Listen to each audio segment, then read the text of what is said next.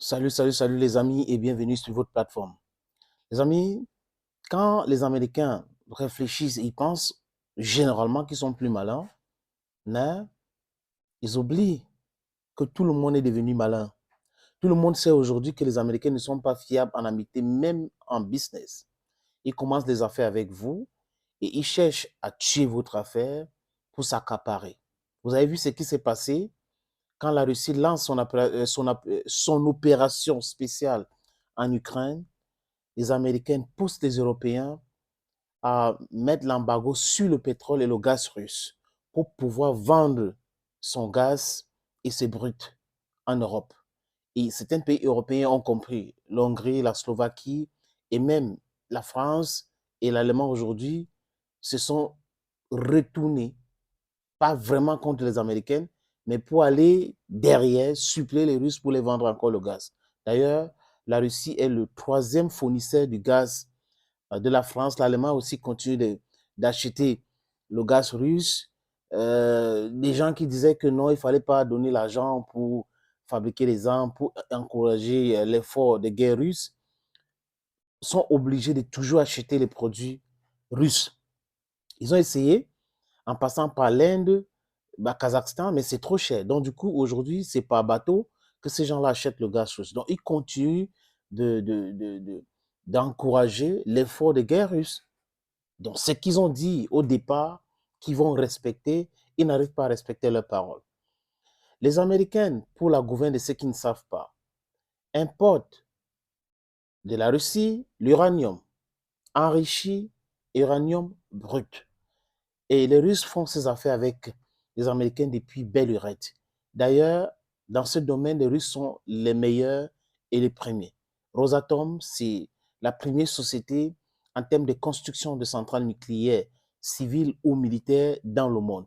Et enregistrement d'uranium ou pas, l'uranium brut, c'est Rosatom. Donc, les Américains, tout en envoyant les armes en Ukraine, tout en combattant la Russie partout, font toujours les affaires avec la Russie. Si les Russes réfléchissaient à un moment donné comme les Américains, ils devraient tout couper. Mais ils sont orientés business, orientés respect du contrat. Alors que chez les Américains, surtout les politiciens démocrates, ce n'est pas le cas. Ils ne respectent rien. Ils ne respectent rien. Et si les Russes avaient fait cela au départ, ils disaient, oh, franchement, on fait les affaires, ce n'est pas normal. L'OMC, l'Organisation mondiale du commerce, qui intervient uniquement quand les Occidentaux ont un problème avec un autre pays. Cette organisation qui est devenue moribonde aujourd'hui, les amis, qui devait régler les affaires de business dans le monde. Les Américains achètent l'uranium enrichi et l'uranium brut en Russie. Les Américains ont commencé à réfléchir sur comment diversifier et arrêter d'acheter l'uranium en Russie. Pendant qu'ils ont mis leur plan en marche pour mettre la Russie en difficulté, les Russes aussi ont réfléchi. Et bam, flambée des prix sur le marché mondial. Et les Russes disent quoi? C'est bon, la Russie a suspendu la vente de l'uranium enrichi et autres aux Américains. Ah oui, ils sont en train de crier maintenant, ils sont en train de plénicher maintenant, mais la Russie a attendu le bon moment pour frapper. D'autres disent que c'est par rapport à cette flambée sur le prix de l'uranium sur le marché mondial que Rosatom a décidé de suspendre la vente d'uranium, que c'est un peu cher aujourd'hui, les autres pays, chacun protège son industrie. Mais que non. C'est un jeu de ping-pong que les Américains veulent jouer et les Russes ont déjà vu ça venir. Et les Russes, avec cette décision-là, sont en train de paralyser le secteur nucléaire, civil et militaire américain. Vous savez, les Américains disent tout le temps, oh la Russie, oh on va faire, on va l'embargo. Mais concernant le nucléaire, ils disent non, il faut que nous discutons toujours ce qui concerne le nucléaire. Parce qu'ils sont les deux grandes puissances dans le monde en termes de nucléaire. Et la puissance qui maîtrise mieux ce secteur, c'est la Russie. Vous voyez un peu? Donc, quand il y a des intérêts des Américains, il faut protéger, comme le blé ukrainien. Il faut protéger, il faut faire du dumping en Pologne, dans les autres pays de l'Europe de l'Est, dans des places à l'Union européenne. Bon, du moins, les officiers de l'Union européenne, les amis, sont corrompus. Ce sont les Américains qui gèrent même cette Union européenne-là. Donc, les pays comme la Pologne, la Slovaquie sont en train de dire non, non, non à cela. Viktor Orban qui dit non.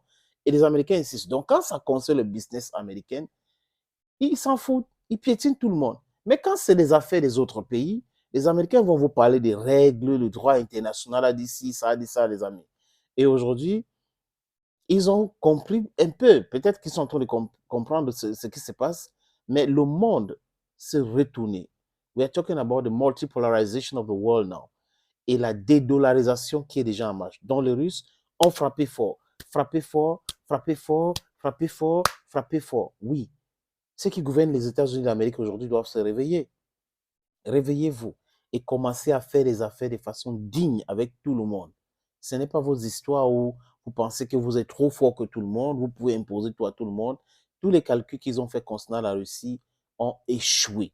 Ont échoué parce que les Russes les ont donné ce qu'ils voulaient et ils ont pensé qu'ils avaient tous ces éléments-là pour mettre la pression sur la Russie. Alors que la Russie se suffit aussi largement. Le sous-sol russe est largement riche. Et là, les amis, on ne peut pas bloquer ces producteurs-là qui peut réduire la production, qui peut perturber le marché mondial. D'ailleurs, les Américains ont essayé avec le pétrole, ça n'a pas marché. Les amis, donc le Niger doit profiter maintenant. Quand on parle des flambées dans ce secteur-là, sur le marché mondial, le Niger, c'est un pays africain, le Gabon, parce que de toute façon, tout ce que nous disons ici, ça tourne autour de la libération, l'émancipation et la richesse, le développement de l'Afrique. Le développement infrastructurel, industriel, voilà ce que nous voulons. Éducatif, monétaire, médiatique. Les amis, c'est de bonne guerre. Que ça continue comme ça entre eux, c'est leur dada. Nous voulons tout simplement nous libérer de toutes ces influences néfastes. Thank you for watching. Stay blessed and bye bye for now.